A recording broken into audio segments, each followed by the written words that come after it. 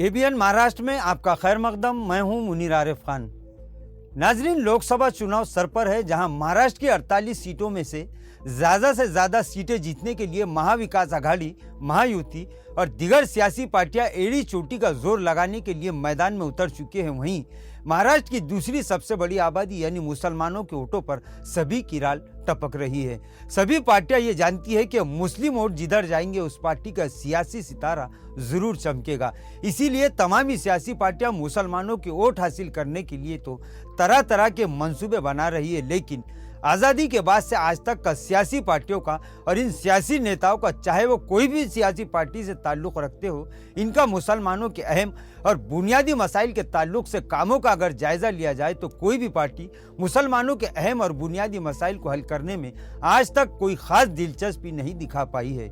हर कोई शहर की, ज़िला की, मुल्क की, रास्तों की, शहरों की, सनती शोबों की और ना जाने कौन कौन से शोबों के लिए हुकूमत से फलाई स्कीमें और मंसूबों को मंजूरी दिलवाता रहा है। लेकिन चाहे नाम निहाद सेकुलर पार्टियां हो, इसमें सभी सेकुलर पार्टियां शामिल है या फिर मुसलमानों का दम भरने वाली सियासी पार्टियां हो, शिवसेना बीजेपी की तो बात ही ना करे तो बेहतर है, क्योंकि इन पार्टियों को तो गोया मुसलमानों से एक एलर्जी है। तमाम ही सियासी पार्टियां और कायदीन भले ही जिला में मुख्तलिफ तरक्याती मंसूबों को अंजाम देने और इन पर काम करने में भले ही काम करती आई हो, सवाल यह है कि क्या इससे शहर और जिला के मुसलमानों की तरक्की का दावा किया जा सकता है?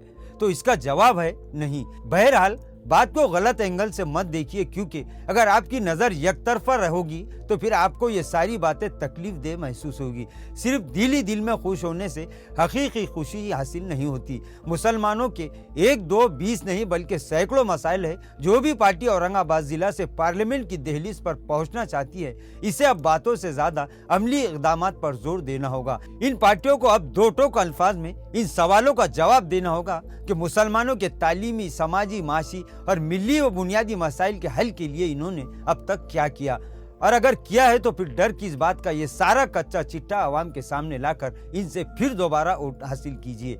लेकिन हम दावे के साथ कह सकते हैं कि ऐसा कोई भी नेता या ऐसी कोई भी सियासी पार्टी आज महाराष्ट्र में दिखाई नहीं देगी जो डंके की चोट पर यह दावा कर सके कि उन्होंने कम से कम इन 10, 20, 25 सालों में मुसलमानों के लिए इतने काम किए हो।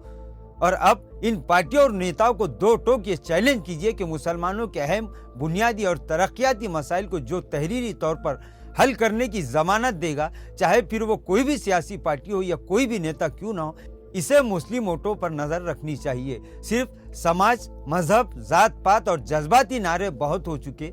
सिर्फ जज्बाती बातों और तकरीरों से मुसलमानों के बच्चों को आला तालीम नहीं मिलती। सिर्फ नारे लगा देने से मुसलमानों के नौजवानों को रोजगार नहीं मिलेगा, क्योंकि इन्हीं नारों के बदले में नौकरियों से भी निकाल लिया जाता है। सिर्फ मजहब और धर्म में बंटने से मुसलमानों के मिली और मजहबी मसाइल कम नहीं होंगे, बल्कि और मज़ाहिब के दरमियान सिर्फ दूरियां पैदा होती रहेंगी। मुसलमानों के मसाइल पर बात कीजिए, मुसलमानों की तरक्की की बात कीजिए। ज़िला और शहर की तरक्की बेहद ज़रूरी है, लेकिन इसके साथ साथ समाज की तरक्की भी होना चाहिए, वरना शहर और ज़िला की बड़ी बड़ी कंपनियों, इंडस्ट्रियों, ब्रिजों, सीमेंट के खूबसूरत रास्तों और दावों से ना तो किसी भी समाज की तरक्की मुमकिन है और ना ही कामयाबी। और ना ही इन तरक्याती कामों की वजह से गरीबों का चूल्हा जल सकता है, ना ही नौजवानों को रोजगार मिल सकता है, और ना ही कौम और मिल्लत को आला तालीम का मौका मिल सकता है। बहरहाल कौम और मिल्लत की खिदमत करना है तो फिर सही मानों में कौम और मिल्लत की खिदमत का फरीज़ा अंजाम दिया जाए।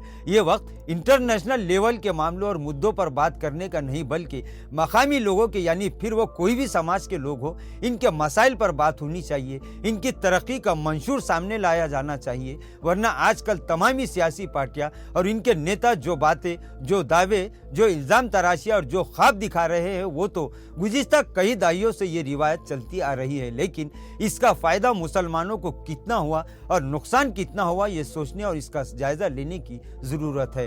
नाजरीन, अब वक्त ज़ाय मत कीजिएगा और अपने दिल को बुरी लगने वाली खबर के बारे में बहस करना छोड़ दीजिए, क्योंकि पहले ही कई दहाइयाँ इस बहस और मुबाहिसों में तबाह हो चुके हैं। अगर अब भी नहीं समझेंगे तो फिर याद रखिए, आने वाली नस्लें आपका गिरेबान पकड़कर आपसे इन तमाम मसाइल के बारे में जब सवाल करेंगी तो सिवाय जज्बाती बातों और नारों के आपकी जुबान से और कुछ नहीं निकलेगा।